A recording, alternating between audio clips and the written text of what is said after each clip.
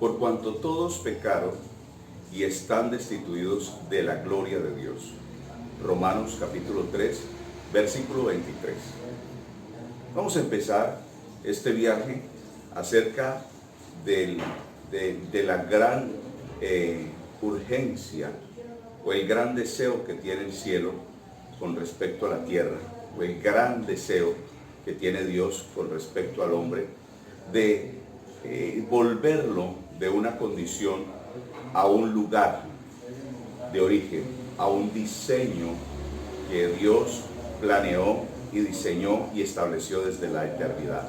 Por cuanto todos pecaron y están destituidos de la gloria de Dios. ¿Qué representa el pecado? ¿Cuándo pecaron? ¿Por qué pecaron?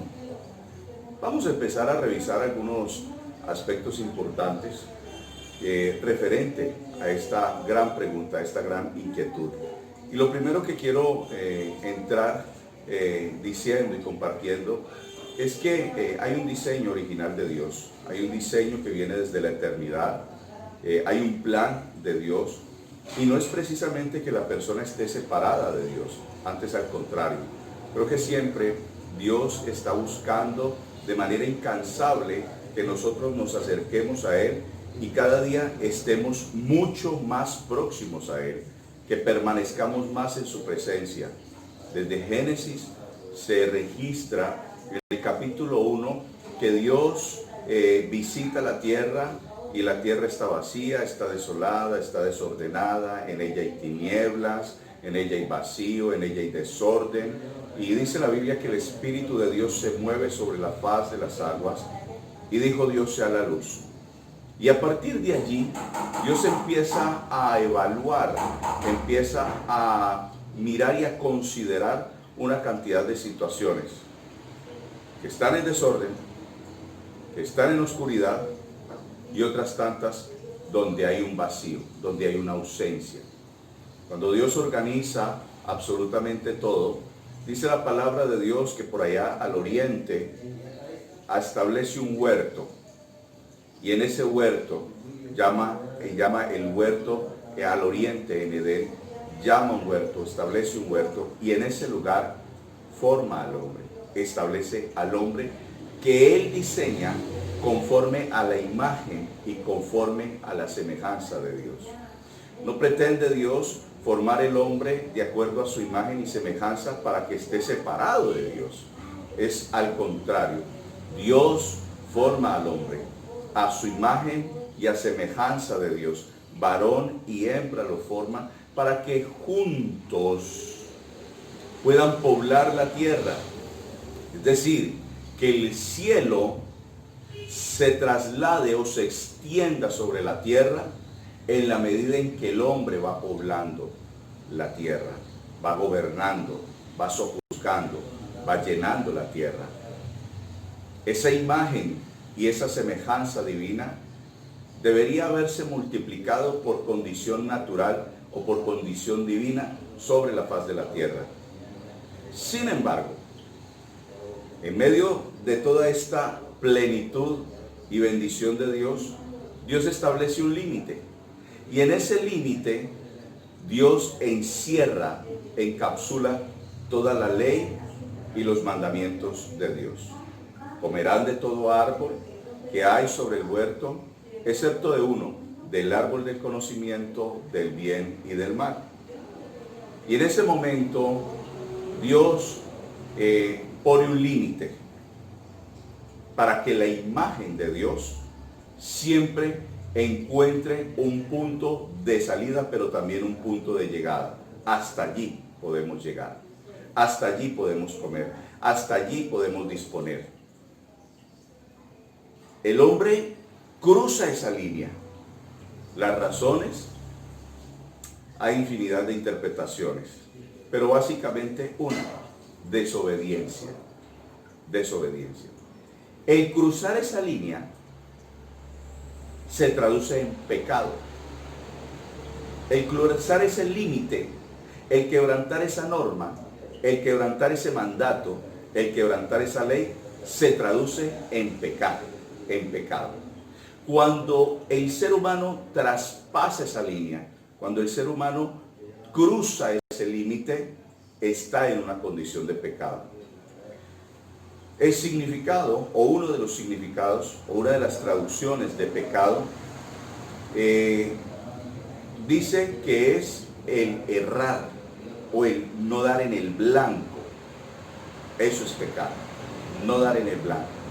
Y quiero tomar esa definición para desarrollar lo que queda del pensamiento que estamos compartiendo hoy con todos ustedes. Cuando el hombre, creado por Dios, cruzó la línea, erró, desacertó y dejó de dar en el blanco. Eso hizo que estuviera separado. Por eso el versículo que leíamos en Romanos al inicio dice, por cuanto todos pecaron. Podríamos decir, por cuanto todos erraron, por cuanto todos no dieron en el blanco, quedaron destituidos de la gloria de Dios, quedaron alejados, quedaron separados de la gloria de Dios.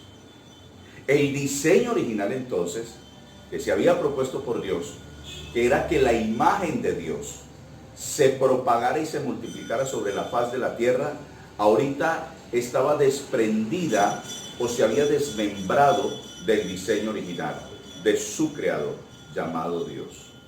Tengamos presente ese aspecto, tengámoslo muy presente, porque al haber una separación, pues ya no hay una conexión, y cuando no hay conexión, las cosas no van a funcionar bien. Usted tiene un electrodoméstico, el mejor, el de última gama, el de última generación, pero si ese electrodoméstico no está conectado a una fuente, es simplemente eso, un electrodoméstico más. Sin embargo, cuando el electrodoméstico se conecta a la fuente, entonces se ve la utilidad. Se le puede sacar el provecho, se puede optimizar y podremos decir entonces, aquella inversión, aquel electrodoméstico que tomamos sirve para lo que necesitamos y aún para un poco más. Fue lo que pasó con el hombre cuando se separó, cuando no dio en el blanco, cuando erró. En otras palabras, cuando pecó, se separó. Y allí se vio entorpecido el propósito de Dios, no por Dios, sino por la desobediencia del hombre. Esa brecha, que es ese espacio de separación entre Dios y los hombres, se llama pecado. En esa brecha viene Jesús. Dios busca por todos los medios desde el Antiguo Testamento el procesar el corazón del hombre para que el hombre entienda que separados de Dios nada podemos hacer. Sin embargo, perecen en el desierto. Eso quedó registrado por allá en Éxodo.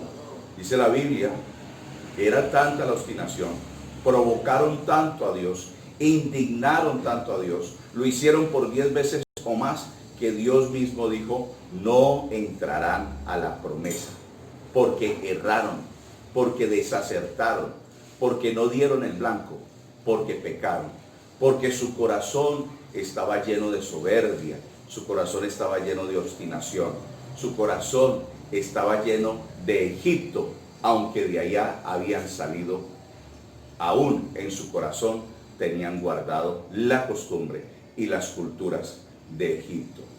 Egipto representa el mundo, el sistema, la esclavitud, el pecado, la idolatría, y de allí para allá todo lo que usted pueda mencionar.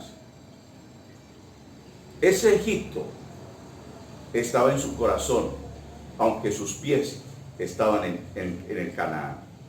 Aunque sus pies estaban tocando y estaban pisando la tierra que Dios les había prometido a sus padres en generaciones pasadas, su corazón estaba en Egipto. Y qué tremendo, porque tú puedes estar pisando la bendición de Dios, pero si en tu corazón todavía está arraigado a tu pasado, a ese viejo hombre, a esa vieja manera de vivir, pues no vas a poder disfrutar de la bendición. Es más, aunque estés en ella, de allí vas a salir. De allí te van a sacar. Fue lo que le pasó a Adán y se repitió en Éxodo. Adán pisaba todas las mañanas, todas las tardes y todas las noches la tierra que Dios le había prometido. Porque Dios dijo, hagamos al hombre a nuestra imagen y semejanza. Y le voy a prometer, y le voy a mandar, y le voy a bendecir de manera tal que él pueda gobernar, pueda sojuzgar, pueda enseñorear, pueda llenar la tierra, se pueda multiplicar, y mi gloria se multiplique, mi imagen y mi semejanza se multiplique sobre la faz de la tierra. Ese era el fin, ese era el propósito. No había más sino que cumplir en obediencia lo que Dios ya había establecido. Esa separación hace que el hombre esté lejos de Dios. En esa brecha, en el Nuevo Testamento, Dios se hace hombre a través del Señor Jesucristo. Y se para justo ahí, en esa brecha, para ser el canal de conexión, el puente que acerca al hombre a Dios, para volver al diseño original de Dios, para que a través de la vida, del ejemplo, de la autoridad y el testimonio de Cristo Jesús, esa brecha cada día sea más pequeña hasta que se desaparezca. Hasta que, como está escrito en la palabra de Dios, el hombre sea uno con Cristo Jesús, así como Jesús es uno con el Padre. Así quedó registrado en los evangelios. Palabras del mismo Señor Jesucristo. Sean uno conmigo, así como yo soy uno con el Padre. He allí la insistencia del cielo. He allí que en una ocasión el mismo Señor Jesucristo dice estas palabras: mi Padre y yo hasta este tiempo, hasta esta hora, trabajamos. ¿Quién trabaja si no hay una necesidad? Pues déjame decirte que el cielo está en una urgente necesidad. ¿Cuál es esa necesidad? Acercar al hombre a Dios. Devolver al hombre al diseño original de Dios. Cuando Dios dijo, hagamos al hombre a nuestra imagen y semejanza. ¿Qué se perdió con el pecado? La imagen y la semejanza de Dios. Cuando se pierde la imagen, cuando se pierde la semejanza de Dios, pues ya no puede multiplicarse esa imagen y esa semejanza. Por eso sobre la faz de la tierra, en las generaciones presentes y justamente las que nos antecedieron, lo que hemos visto es cada vez más violencia, es cada vez más vicios, es cada vez más dependencia al mundo, es cada vez más idolatría, es cada vez más religiosidad, es cada vez más venganza, más miseria, más enfermedad. Porque cuando nos alejamos de Dios, perdemos el propósito de Dios. Y cuando perdemos el propósito de Dios, perdemos la imagen y la semejanza del Padre.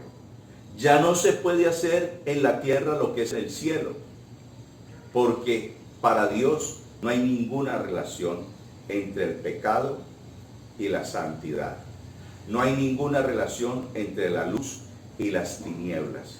No hay ninguna relación entre la muerte y la vida. Jesús se para en la brecha, enviado por el Padre, con una asignatura. Ve, para que todo aquel que en ti crea tenga vida y no muera eternamente. Esa es la invitación, que nos permitamos darle oportunidad al Padre para que a través del Hijo y con la operación del Espíritu Santo de Dios seamos trasladados de las tinieblas a la luz, de la potestad de Satanás a Dios, para que por medio de la fe recibamos perdón de los pecados y herencia entre los santificados. Ese es el gran propósito de Dios. No hay uno mayor. El que nosotros rompamos con un ciclo que desde el comienzo se gestó en el huerto de Edén, llamado separación por causa del pecado.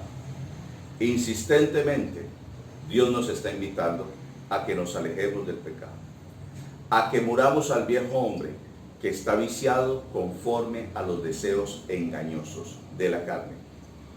Ese es el viejo hombre, el que está esclavo de la mentira, ese viejo hombre que está esclavo de la soberbia, ese viejo hombre que está esclavo de la altivez de espíritu, ese viejo hombre que está esclavo de la idolatría, ese viejo hombre que se insujeta, ese viejo hombre que es como el caballo que se desboca o como el mulo que se planta y no tiene quien lo mueva. Ese viejo hombre que está viciado, que es dependiente de los deseos engañosos de la carne.